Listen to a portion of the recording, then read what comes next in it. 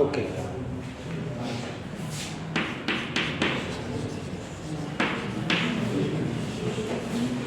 जैसे कि mesh analysis was based on KVL, उसमें किरचॉफ वोल्टेज लॉ इक्वेशंस लिखते थे हम.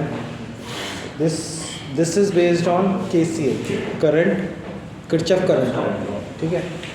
तो generally let us suppose DC के लिए करते हैं, यानी कि रेजिस्टेंस के लिए. Let us suppose this network we have 10 volt, 8 volt, 2 ohm, 4 ohm and 6 ohm. ये situation. Okay.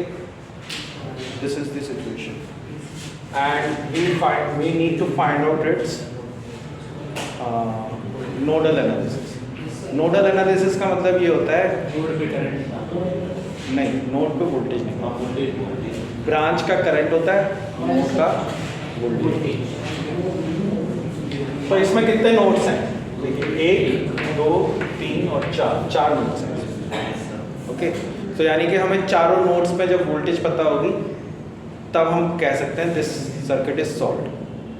अगर सारे नोड्स की हमें वोल्टेज पता हो तो कह सकते हैं सर्किट इज सॉल्व्ड, या फिर सारे ब्रांचेस का करंट पता हो तो हम कह सकते हैं सर्किट इज सॉल्व्ड. जब हम मैश एनालिसिस करते हैं तो हम ब्रांच करंट्स निकालते हैं सारे ब्रांचेस का. जब नोडल एनालिसिस करते हैं तो हम नोड वोल्टेज निकालते हैं सारे नोड्स का. ठीक है. और एक जो सर्किट है वो सॉल्व तब माना जाता है जब उसके सारे नोड वोल्टेजेस पता हो या फिर सारे ब्रांच करंट्स पता हो. ठीक है. फिलहाल ये सिंपल सा सर्किट है, इसमें 4 नोड्स हैं. ठीक है. हर किसी नोड में कोई ना कोई वोल्टेज होगी. ठीक है.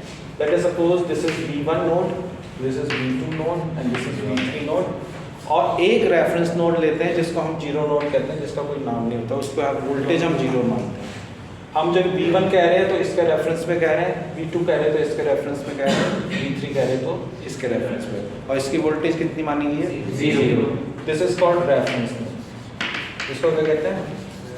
Reference node. रेफरेंस नोड हमेशा नोडल एनालिसिस में एक रेफरेंस नोड होता है जिसको हम जीरो नोड कहते हैं, उसकी वोल्टेज जीरो होती है, उसके रेफरेंस में ही हम निकालते हैं वोल्टेजेस. ओके. तो V1 is quite simple to say because it is ideal voltage source, so it will be 10 volt. Okay. V3 is also simple to say because it is ideal voltage source, so 8 volt. 8 volt. Now what will be V2? V2 निकालना. तो V2 निकालने के लिए हम क्या करेंगे? We will be applying KCL. So let us suppose this is I1, this is I2 and this is I3. इस node पे 3 ब्रांचेस कनेक्टेड हैं. 3 ब्रांचेस कनेक्टेड है तो 3 करंट्स होंगे. ठीक है. हमने मान लिया डायरेक्शन अपोजिट भी हो सकती है, वो आ जाएगी. अगर करंट एक्चुअली में ऐसे जा रहा होगा तो इसकी नेगेटिव डायरेक्शन, नेगेटिव करंट आ जाएगी. फिलहाल हमने मान लिया कि ये ऐसे जा रहा है. जनरली हम कन्वेंशन ये होती है कि we take from left hand side to right hand side as the currents. ठीक है. पॉजिटिव करंट्स और डाउनवर्ड्स. ठीक है. तो वही मैंने किया है. इसमें I1 की डायरेक्शन ये दी है, I2 की ये दी है और I3 की दूसरी दी है. ठीक है. So what will be the KCL? KCL equation क्या होगी? KCL इक्वेशन क्या होगी इस केस में? KCL में sir current, Kirchhoff current law. So whatever the current is coming here, यानी I1 will be equal to I2 plus I3. I2 plus I3. Okay. So what will be I2?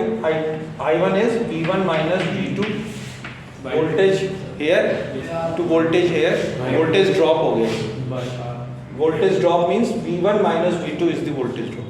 क्योंकि ये higher voltage है, ये lower voltage है, तभी voltage drop होगा ना. हालांकि ये उल्टा भी हो सकता है, पर फिलहाल हम ये मान रहे हैं कि V1 is higher than V2 because current is coming like this. So V1 minus V2 divided by 2 ohm. This will be the Ohm's law. Voltage drop divided by the resistance will be the current. So I1 की value ये आ जाएगी. I1 is this. I1 is voltage drop divided by resistance. ठीक है. What will be I2? I2 की value कितनी? I2 कितनी? 4 V2 minus V2. Sorry. V2 minus V3 divided by 4. ठीक है. Similarly, what will be I3? I3 will be V2 minus C by ठीक है, V1 और V2 की वैल्यू हमें पता ही है। किसकी वैल्यू पता है? V1 और V3। V1 और V3 V1 और V3 की वैल्यू डाल दो, यानी 10 minus V2 divided by 2 will be equal to V2 minus V3. V3 is 8 divided by 4 plus V2. V2 is V2 पता ही है, V2 6। ये इक्वेशन आ जाएगी, इसमें एक ही अननोन है V2, उसकी वैल्यू निकालना। बताइए क्या आएगी? V2 की वैल्यू क्या आएगी? 7.63 volt. So V2 is coming out to be 84 by 11 volt, which is 7.63 volt. Okay, 7.63 volt. अब इसमें नोडल एनालिसिस हमने किया था, हमारे सारे नोड्स की वैल्यू आ गई हमारे पास। नोड वोल्टेज V1 पता है, V2 पता है, V3 पता है और V0 ही पता है।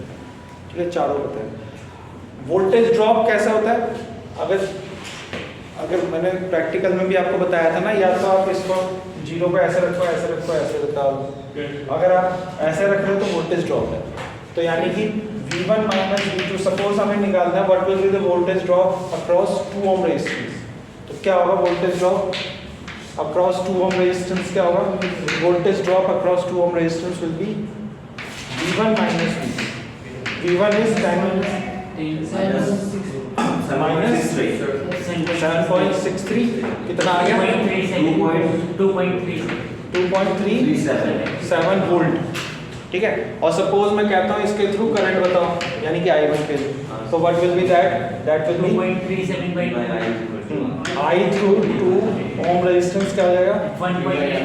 2.37 डिवाइडेड बाय 2, 1.185।